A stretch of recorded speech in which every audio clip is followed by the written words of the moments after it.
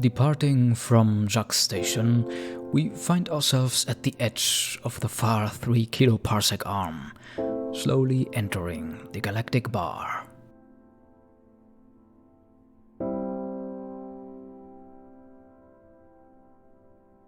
This week's leg of the expedition will take us into the very heart of the Milky Way, from Colonia to Sagittarius A star, stuff of legend, and a true mecca for explorers. On my way there, I stop by a planet that's famous in its own right. It's called the Lithobreaker by commanders, and has more than enough shipwrecks on its surface to live up to its name. The reason? Its intense gravity. My ship's hull creaks in agony as Lithobreaker's sheer mass, 94 times that of Earth, pulls it towards the surface. At a surface gravity of 11.01 g, the landing isn't the smoothest, but all the more relieving.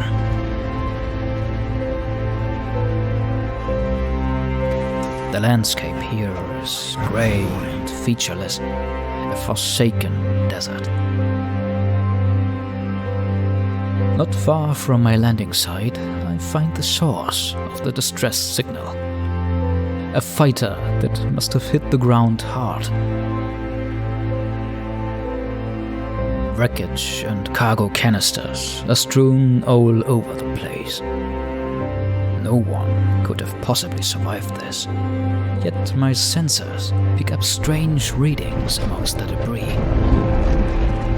2 escape pods somehow withstood the impact and are still keeping their occupants alive. Sealed in a coffin on a world that is as hostile as can be, in a system in the midst of nowhere, is probably the most horrid fate for any explorer.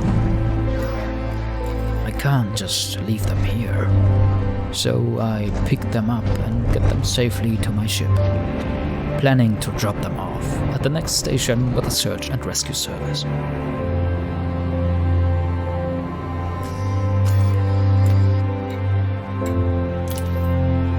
Surprisingly, these 2 aren't the only survivors around here.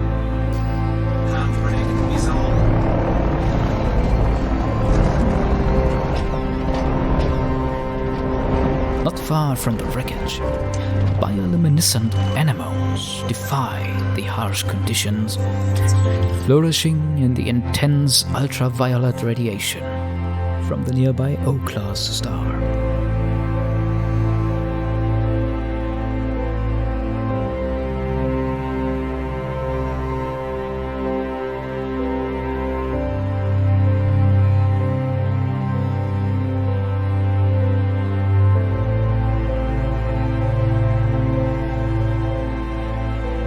A few seconds of horror as I spool up the drives to leave and nothing happens.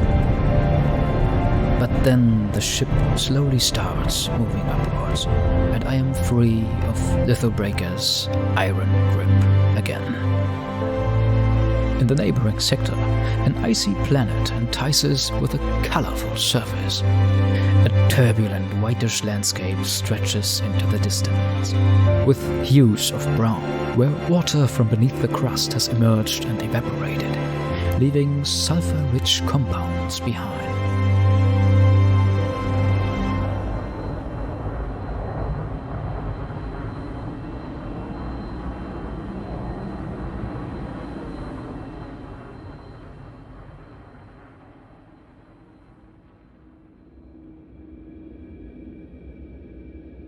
A sharp peak catches my eye, probably formed by tidal flexing exerted by the planet's close water world parent.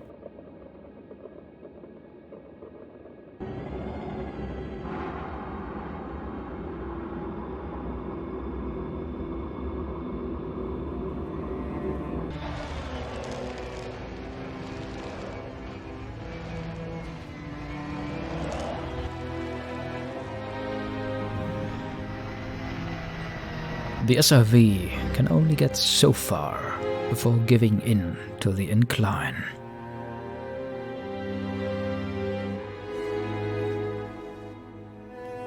I have to do the rest of the climb on foot.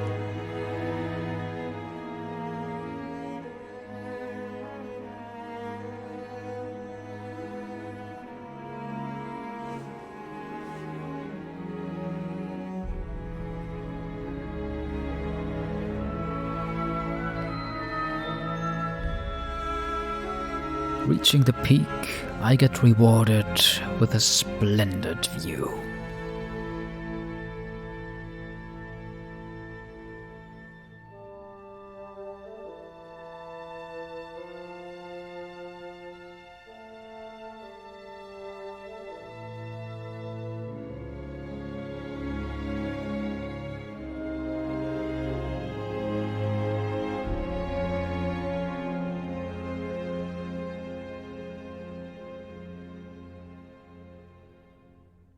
Even more spectacular is this massive ring framing a neutron star, aptly called Hermes Halo.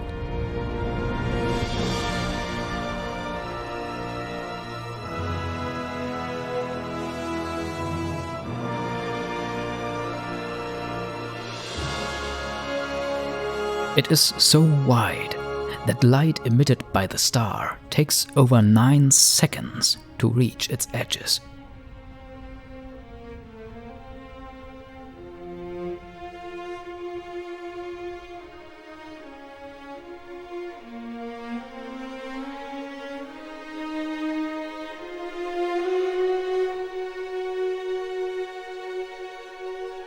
One of the more dangerous sights the slag has to offer are these close binary neutron stars, whose jets seem to melt into each other.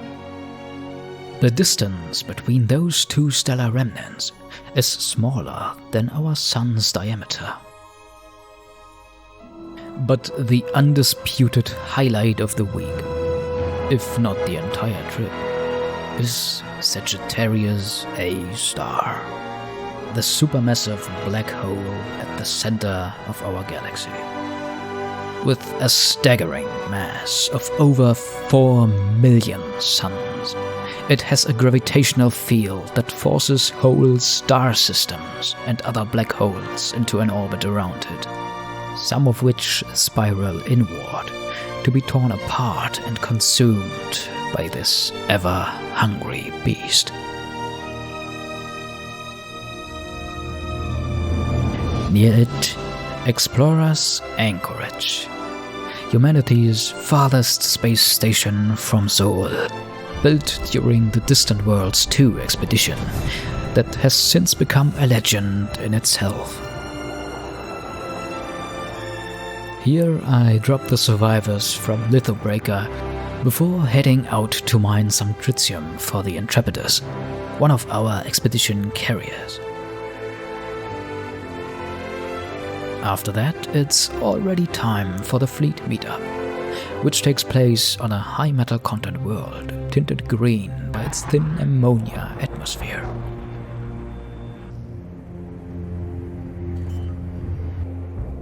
We set up camp at the foot of an impressive mountain range.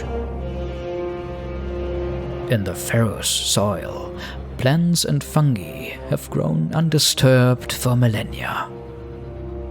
Now the sound of thrusters and SRV motors fills the air, as commanders get ready for a race up to the peak of the mountain nearby. A few of us make their first attempts to climb up, watching ships arriving and going at the campsite.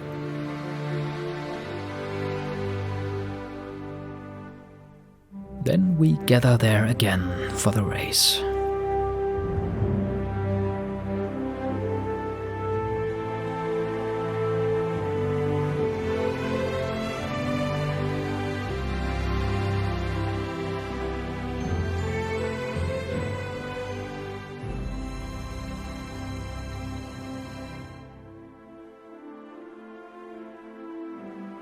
As we drive uphill, we are accompanied by numerous commanders in their ships, guiding us through the rugged landscape until we reach the top.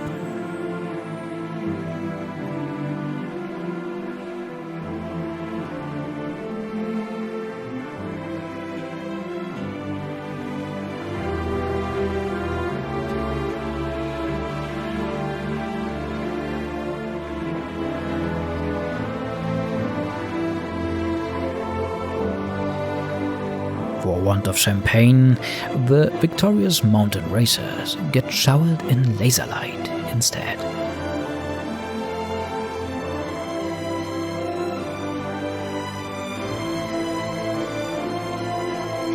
Overlooking plains with weathered craters and other mountains in the distance, we celebrate the end of another week full of marvels and discoveries before leaving for orbit.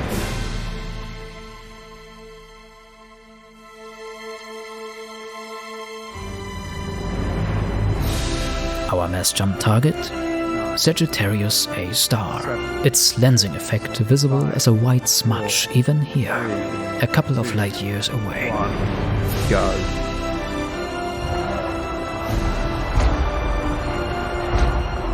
Many expeditions have been there before, and ours won't be the last. Our drives may be able to put tens of thousands of light years between us and this giant among giants. But our minds can't ever escape its attraction.